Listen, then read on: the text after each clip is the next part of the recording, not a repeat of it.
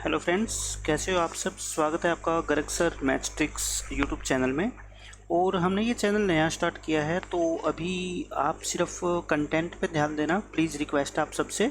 Video quality, audio quality में हो सकता है कुछ प्रॉब्लम आए, बट मेनली मैं मानता हूँ कि स्टूडेंट के लिए सबसे ज़रूरी होता है कंटेंट, है ना। क्योंकि आपको पढ़ने के लिए यूट्यूब पे चाहिए एक टीचर, न कि एक यूट्यूबर होगा, उसके पास टेक्निकल काफ़ी नॉलेज होगी, वो अपने वीडियो को काफ़ी अच्छे से एडिट करके आपके सामने पेश कर देगा, बट वो कंटेंट आपको नहीं दे पाएगा जो एग्ज़ाम के लिए यूज़फुल हो। तो मेरा आपसे ये प्रॉमिस है कि जब भी आप लेक्चर मेरा देखोगे तो आपको ये नहीं लगेगा कि किसी नए टीचर से आप पढ़ रहे हो, ठीक है। एक एक्सपीरियंस टीचर से आपको पढ़ने का जो मज़ा आता है, वो जो है इंटरेस्ट क्रिएट करने की मैं कोशिश करूँगा पूरी। तो प्लीज़ आप सब सपोर्ट कीजिए। आज सिर्फ मैं एक स्ट्रेटजिक वीडियो बना रहा हूँ जिसमें मैं बताऊँगा कि मैं इस चैनल में किस किस एग्ज़ाम से रिलेटेड लेक्चर्स अपलोड करूँगा। मैं सबसे फोकस करूँगा मेनली एनडीए को। जितने भी टीचिंग एग्ज़ाम्स होते हैं, टीचिंग एग्ज़ाम जो पीजीटी लेवल के होते हैं, जिनकी कोचिंग्स काफ़ी कम अवेलेबल है, जैसे DSSB का एग्ज़ाम होता है जिसमें +1 +2 और ग्रेजुएशन लेवल का काफ़ी सिलेबस आता है। और हम मान लें NVS है, नवोदय विद्यालय है, KVS है, केंद्रीय विद्यालय है, ठीक है, या कोई भी स्टेट पीजीटी एग्ज़ाम होता है मैथ्स का, जैसे हरियाणा स्टेट का होता है, पंजाब का होता है, किसी भी स्टेट में जो पीजीटी एग्ज़ाम होता है, उन सभी की प्रिपरेशन हम करेंगे।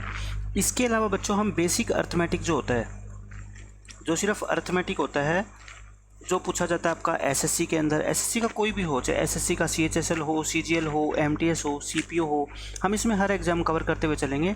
और थोड़ा हाई लेवल का हम कैट का है, मैट का है, जितने भी MBA के लिए एग्ज़ाम होते हैं, जो हाई लेवल के एग्ज़ाम होते हैं, स्नैप है, जेट है, इसके लिए जो अर्थमेटिक पोर्शन है वो भी बच्चों में पूरा कवर करने वाला हूँ, ठीक है।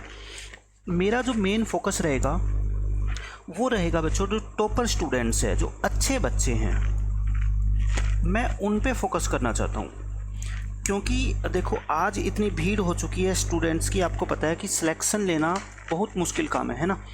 ये जो टॉपर स्टूडेंट्स हैं, इनमें से सिर्फ 10% स्टूडेंट्स ही ऐसे हैं, आप मान के चल सकते हो, जिनको प्रॉपर गाइडेंस और स्टडी मटेरियल मिल पाता है। Proper guidance and study material, वो पढ़ने में अच्छे हैं, लेकिन क्या होता है, उनको प्रॉपर स्टडी मटेरियल नहीं मिल पाता। स्टडी मटेरियल का मेरा मतलब है कि देखो, बुक्स आज कोई भी बुक आप उठा लो, चाहे कोई भी बुक क्यों ना चलती हो, चाहे वो अरिहंत की हो, चाहे किरण की हो, कोई भी हो, बुक आपके कंसेप्ट्स को क्लियर नहीं करेगी। आपके कंसेप्ट्स को क्लियर नहीं करेगी। अगर आपने ये हैबिट डाल ली कि बुक से जो सॉल्यूशन गिवन है बुक के अंदर, अगर वो सॉल्यूशन आपने पढ़ के और उस तरीके से प्रैक्टिस करने की आदत आपकी हो गई, तो बच्चों कभी कोई एग्ज़ाम आप पास नहीं कर सकते। बुक के अंदर से सिर्फ आप क्या कर सकते हो, प्रैक्टिस कर सकते हो। ये मेरी बात हमेशा ध्यान रखना कि बुक जो है वो सिर्फ किसके लिए होनी चाहिए, ओनली फॉर प्रैक्टिस पर्पज़। सिर्फ आप प्रैक्टिस कर सकते हो, यानी आपका सिलेबस ख़त्म हो चुका है, तब आप कोई भी बुक ले लो, चाहे राकेश यादव की ले लो, चाहे आप किरण की ले लो, कोई भी बुक ले लो। जैसे आप SSC के लिए पढ़ रहे हो, या फिर आप किसी टीचिंग एग्ज़ाम के लिए DSSB के लिए पढ़ रहे हो, आप कोई बुक लेना चाहते हैं, उपकार की बुक लेना चाहते हैं, या यूथ टाइम पब्लिकेशन की लेना चाहते हो, कोई भी लेना चाहते हो, लेकिन आप वो तब लो जब आपका सिलेबस पूरा हो चुका हो और आपको प्रैक्टिस करनी हो। अब आप समझोगे कि सिलेबस कहाँ से पूरा करें फिर। बच्चों, सिलेबस अगर आप चाहते हो कि किसी बुक को ख़रीद के और आप सिलेबस को पूरा करो, तो मैं अपने एक्सपीरियंस के बेस पे ये आपको बताता हूँ कि इस चीज़ को भूल जाना कि आप बुक को ख़रीद के और अपना सिलेबस पूरा कर लोगे। सिलेबस पूरा करने के लिए अगर हम टीचिंग एग्ज़ाम्स की बात करें, तो उनकी जो बेसिक बुक्स है वो 9th 10th 11th 12th NCERT ये पढ़ो। अगर आपके पास कोई स्टडी मटेरियल नहीं है तो तब की बात कर रहा हूँ मैं, ठीक है। अदरवाइज़ इतनी बुक्स पढ़ने की आपको ज़रूरत नहीं है। और ग्रेजुएशन में BA BSc की जो आपकी फ़र्स्ट ईयर की बुक आती है, एटलीस्ट वो तो पढ़ो। मैं ये नहीं कह रहा सिर्फ फर्स्ट ईयर की पढ़ो, लेकिन कम से कम बच्चों फर्स्ट ईयर की बुक तो पढ़ो, ठीक है, क्योंकि ये तो मिनिमम है, इसमें से क्वेश्चन आपके पूछे जाते हैं। उसके अलावा अगर आपका सिलेबस कंप्लीट हो गया है तो आप सेकेंड ईयर की बुक पढ़ सकते हैं, आप फाइनल ईयर की बुक भी पढ़ सकते हैं, क्योंकि फाइनल ईयर की बुक है, जैसे एब्स्ट्रैक्ट अलजेब्रा है, उसमें से काफ़ी क्वेश्चंस पूछे जाते हैं, ठीक है। तो वो भी आपको बुक पढ़नी चाहिए, बट मिनिमम जो है आपको फर्स्ट ईयर तक की बुक जरूर कवर करनी चाहिए। फर्स्ट ईयर में जो 3 मैथमेटिक्स की बुक आती है, तीनों बुक्स को आप क्लियर करते हुए चलो, ठीक है, तब जाके कहीं आपकी बेसिक तैयारी होगी। लेकिन अब आप समझोगे कि 9th से लेके और ग्रेजुएशन फर्स्ट ईयर तक यानी कि 5 साल की बुक हम कैसे पढ़ें। मैं भी मानता हूँ कि एक बहुत मुश्किल टास्क है और बिना कोई प्रॉपर गाइडेंस के या बिना किसी टीचर के बच्चा ये बुक्स नहीं पढ़ सकता। इनमें जो कंसेप्ट्स गिवन हैं वो समझ नहीं पाता, या फिर इनके अंदर जो कंसेप्ट्स गिवन हैं उन्हीं कंसेप्ट्स का हायर लेवल क्वेश्चंस को सोल्व करने में कैसे यूज किया जाएगा वो बच्चा अपने आप से नहीं समझ पाएगा। उसके लिए कोई टीचर होना चाहिए जो उसको बता पाए, ठीक है। तो इसीलिए मैं अपना ये चैनल स्टार्ट करना चाहता हूँ बच्चों, कि मैं आपको प्रॉपरली गाइड कर पाऊँ और प्लस आपको मैं अच्छा स्टडी मटेरियल प्रोवाइड करवा पाऊँ। स्टडी मटेरियल से मेरा मतलब है मैं आपको नोट्स दूंगा hand written, plus video lectures आपके होंगे ही यूट्यूब पे, प्लस आपको किसी भी एग्ज़ाम से रिलेटेड मैं टेस्ट सीरीज़ प्रोवाइड करूँगा, प्लस उसके जो प्रीवियस ईयर क्वेश्चंस की बुक होती है मैं आपको वो प्रोवाइड कराऊंगा, ताकि आप किसी पर्टिकुलर टॉपिक को पूरा करने के बाद ये देख पाए। जैसे मान लो आपने कॉम्प्लेक्स नंबर को पूरा कर लिया, अब कॉम्प्लेक्स नंबर को आपने कंप्लीट पूरा कर लिया, मान लो मेरे लेक्चर्स देख के पूरा कर लिया।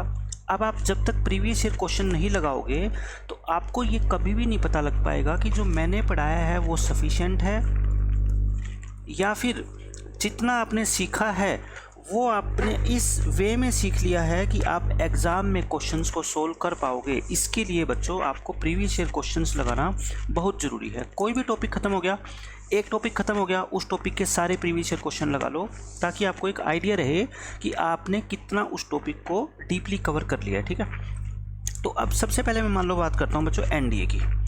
एनडीए एग्ज़ाम के अंदर आपको पता है 120 क्वेश्चन आते हैं मैथ सेक्शन में। हम सिर्फ मैथ सेक्शन की भी बात कर रहे हैं, ठीक है। बाकी जो बच्चे एनडीए की तैयारी कर रहे हैं उनको सब पता है कि दूसरा जो जीएस का पेपर होता है उसमें जीएस में कितने क्वेश्चन आते हैं, ठीक है। हम सिर्फ मैथमेटिक्स की बात कर रहे हैं। 120 क्वेश्चन आते हैं। अब 120 क्वेश्चंस के अंदर मैं आपको ये बताता हूँ कि एटलीस्ट 60 क्वेश्चंस ऐसे होंगे, एटलीस्ट 60 क्वेश्चन हैं जिनका आप सिर्फ क्वेश्चन की आपको स्टेटमेंट पढ़ने की ज़रूरत है, क्योंकि जब तक आप पूरी स्टेटमेंट को नहीं पढ़ोगे तब तक तो आंसर कैसे दोगे। स्टेटमेंट पढ़ो एंड टिक करो correct answer, okay, tick the correct answer. ये मैं आपको बता रहा हूँ कि 60 क्वेश्चंस में कम से कम आपको ऐसे बताऊंगा कि हर पेपर के अंदर कोई भी प्रीवियस ईयर पेपर उठा लो उसमें 60 क्वेश्चंस मिनिमम आपको ऐसे मिलेंगे कि आपको सिर्फ अच्छे से स्टेटमेंट पढ़ने की ज़रूरत है और आपने अच्छे से प्रैक्टिस की हुई है, अच्छे नोट्स पढ़े हुए हैं, तो उनका डायरेक्ट आप आंसर दे पाओगे, ठीक है। इसके अलावा आप मानो 30 to 40 क्वेश्चन, 120 में से 60 तो आप डायरेक्ट आंसर दे पाओगे। 30 to 40 क्वेश्चन जो है उनको आपको सोल्व करने में मैक्सिमम 30 to 40 सेकेंड्स आप मान लो। आप ये मान लो कि 30 क्वेश्चन है, 30 क्वेश्चंस में आपको 40 सेकेंड ईच क्वेश्चन के अंदर लगती है, ठीक है। तो आपके कितने हो गए, ये 20 मिनट्स हो गए। इन 30 क्वेश्चंस को आप मैक्सिमम 20 मिनट, आप ये भी मान लो कि 25 मिनट में आपने इनको पूरा कर दिया। 120 में से 60 और 30 90 क्वेश्चन गए, बच्चों रह गए 30 क्वेश्चन। ये आप मान लो ये थोड़े से अच्छे लेवल के क्वेश्चन होते हैं, मान लेते हैं हम अच्छे लेवल के क्वेश्चन होते हैं। मैं उन बच्चों की बात कर रहा हूँ जो टॉपर्स बच्चे हैं, जिनका टारगेट जो अपना रख के चलते हैं कि 100+ मैं क्वेश्चंस को सोल्व करूँगा एनडीए के अंदर, ठीक है। ये है, तो मान लेते हैं हम 30 क्वेश्चन अब थोड़े अच्छे लेवल के हो गए। आप खुद सोचो, आप इन 60 क्वेश्चंस को मैं मानता हूँ मैक्सिमम आपकी 30 मिनट लगने वाली है और 25 मिनट आपकी लग गई अगले 30 क्वेश्चन को सोल्व करने में। यहाँ सिर्फ आप 55 मिनट में ये वाला पोर्शन कवर कर लोगे। अब रह गए मान लो आपके मिनट, आपके पास 150 मिनट होते हैं, आपके पास रह गए 95 मिनट्स। अब 95 मिनट्स में आपके पास सिर्फ 30 क्वेश्चन बचे मान लो सोल्व करने के लिए। आप तो खुद सोचो कितने अच्छे से आप टाइम को मैनेज कर पाओगे। एक क्वेश्चन के लिए आपको मोर देन 3 मिनट्स आपके लिए होगी, है ना। 3 मिनट से ज़्यादा आप एक क्वेश्चन के लिए ले सकते हो और अच्छे से उसको समझ के सोल्व कर सकते हो। और अगर कुछ क्वेश्चन आपको लगते हैं कि बिल्कुल आउट ऑफ रीच है आपके, तो आप उनको छोड़ दो और जो आपने पहले क्वेश्चन किए हैं उनको जो है आप एक बार चेक कर लो, रीचेक कर लो उनको, ठीक है। ये मैं आपको एनडीए की इस हिसाब से तैयारी कराऊंगा। अब मैं आपको बताता हूँ कि एनडीए के साथ साथ हम इसमें क्या लेकर चलेंगे। जो टीचिंग एग्ज़ाम होते हैं जितने भी, जिन पर मैं मेन फोकस करूँगा, टीचिंग एग्ज़ाम्स में आप कोई भी कितने भी हाई लेवल का एग्ज़ाम हो, जो पीजीटी लेवल का होता है, टीजीटी भी हम कवर करेंगे इसमें सारा, और पीजीटी तो स्पेशली मैं कवर करवाऊंगा, ठीक है। इसमें मैं कंप्लीट आपको 11th 12th not only NCERT but higher level, हम हायर लेवल भी कंप्लीट करेंगे। वो किस किस में आपके लिए यूज़फुल होगा, एनडीए में भी यूज़फुल होगा। वो जो बच्चे जेईई मेंस की तैयारी कर रहे हैं, जेईई मेंस के लिए भी यूज़फुल होगा। वो जो ये टीचिंग एग्ज़ाम्स है, टीचिंग एग्ज़ाम्स के लिए भी यूज़फुल होगा। और बाकी कोई भी एग्ज़ाम जहाँ पे भी हायर लेवल का मैथ पूछा जाता है, वो हर जगह एग्ज़ाम उसके लिए यूज़फुल होगा। जैसे मान लो आप यूपी पीजीटी फिल करते हो, या जीआईसी का, यूपी में जीआईसी का फॉर्म फिल करते हो, एचटेट फिल करते हो, कोई भी एग्ज़ाम आप, ठीक है, उत्तराखंड का हो, झारखंड का हो, सभी एग्ज़ाम के लिए ये मैथमेटिक्स आपके लिए यूज़फुल होने वाला है। इसके अलावा मैं आपको ग्रेजुएशन का जो पोर्शन होगा उसमें सबसे मेन रोल होता है लीनियर अलजेब्रा का। लीनियर अलजेब्रा, ये लीनियर अलजेब्रा हम कंप्लीट कवर करेंगे अपना। लीनियर अलजेब्रा को मैं कंप्लीट कराऊंगा, सभी वीडियो प्लस मैं इनके कंप्लीट आपको नोट्स दूंगा।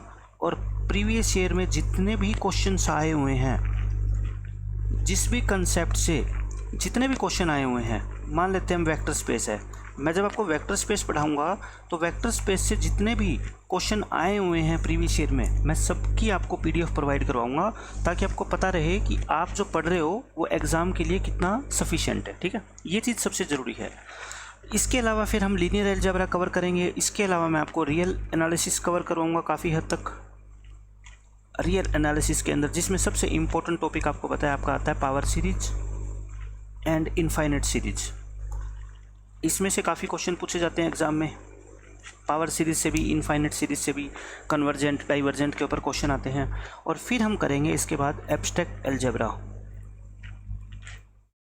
एब्स्ट्रैक्ट अलजेब्रा में बहुत क्वेश्चन आपसे पूछे जाते हैं। एब्स्ट्रैक्ट अलजेब्रा में पूरी आपकी जो ग्रुप थ्योरी होती है, रिंग है, फील्ड है, वो सारा का सारा किसका पार्ट, आपका एब्स्ट्रैक्ट अलजेब्रा का पार्ट है। तो हम सब कुछ ये एब्स्ट्रैक्ट अलजेब्रा के अंदर कवर अप करेंगे। ठीक है, तो ये वीडियो सिर्फ मैंने एक आपको कंफर्मेशन देने के लिए बनाई है कि क्या क्या हम इस चैनल पे कवर करने वाले हैं। इसके अलावा जो बेसिक अरिथमेटिक है वो मैंने आपको पहले बताया है, मैं वो भी कवर करता हुआ चलूँगा, ताकि जो एसएससी के बच्चे हैं और एसएससी में कोई भी हो, चाहे वो सीजीएल का एग्ज़ाम दे रहे हो, या सीएचएसएल का एग्ज़ाम दे रहे हो, एमटीएस का आप एग्ज़ाम दे रहे हो, या आप सीपीओ का एग्ज़ाम देने वाले हो, या बैंकिंग के लिए आप तैयारी कर रहे हो, क्योंकि बैंकिंग के लिए भी बेसिक अरिथमेटिक तो क्या आपको चाहिएगा, तो उसके लिए भी ये चीज़ें क्या है काफ़ी आपके यूज़फुल होने वाली है। ठीक है, इसके अलावा हायर लेवल की हम बात करेंगे, उसमें कैट का जो बच्चे एग्ज़ाम देते हैं, कैट है, चाहे मैट है, जेट है, स्नैप है, या कोई और एमबीए का अच्छे लेवल का एग्ज़ाम होता है, उनके लिए भी ये चैनल जो है काफ़ी यूज़फुल होने वाला है। ठीक है, तो अरिथमेटिक पोर्शन मैं इसमें कवर करूँगा, और अरिथमेटिक का मतलब मेरा है मैं एडवांस पोर्शन भी इसमें लेके चलूँगा। यहाँ पे एडवांस मैथ्स में क्या क्या आते हैं आपके, जैसे ज्योमेट्री आ गया, ज्योमेट्री भी हम कवर करेंगे। इसमें ट्रिग्नोमेट्री आ गया, आपका मेंसुरेशन आ गया, अलजेब्रा आ गया। ठीक है, ये सारे पोर्शन भी मैं आपको साथ साथ में कवर करवाता हुआ चलूँगा, ताकि एसएससी के बच्चों के लिए ये काफ़ी यूज़फुल हो। ठीक है, तो इसके साथ साथ मैं आपको बता देता हूँ, मैं आपको वीडियोज़ तो आपको यूट्यूब पे मिले ही मिलेगी, साथ में मैं आपको स्टडी मटेरियल प्रोवाइड कराऊँगा, क्योंकि स्टडी मटेरियल आपके लिए बहुत ज़रूरी है। स्टडी मटेरियल के बिना आप घर पे प्रैक्टिस नहीं कर पाओगे। ठीक है, और साथ साथ में मैं आपको ये बताना चाहूँगा, मैं एक एडवाइस दूंगा आपको कि अपने नोट्स बनाएं साथ में। नोट्स का मतलब मैं ये नहीं कहता कि जो क्वेश्चन हम यहाँ पे करवा रहे हैं वो क्वेश्चन आप लिखें। नोट्स का मतलब ये है, जो कंसेप्ट है, जो मैं यहाँ पर आपको कंसेप्ट बता रहा हूँ, उन कंसेप्ट्स को आप अपनी नोटबुक में राइट डाउन करते जाओ, ताकि जब आपको प्रैक्टिस करनी पड़े क्वेश्चन की, या रिवीजन करनी पड़े, तो रिवीजन के टाइम में आपको ये ना सोचना पड़े कि अब मैं चैप्टर को स्टार्ट कहाँ से करूँ। आपके पास क्या होगा, जो शॉर्ट नोट्स होंगे जिसमें कंसेप्ट्स आपने लिखे हुए हैं, वहाँ से कंसेप्ट पढ़ो, और जो मैंने प्रैक्टिस क्वेश्चन की पीडीएफ आपको मैं दूंगा, उस पीडीएफ को सोल्व करने की कोशिश करो। बस यही आपका रिवीजन का सबसे बेस्ट मेथड रहेगा। ठीक है, तो मिलते हैं बच्चों नेक्स्ट वीडियो में। आज के लिए इतना ही, तो हम अच्छे से अच्छा कंटेंट मैं लेके आने की आपके लिए कोशिश करूँगा।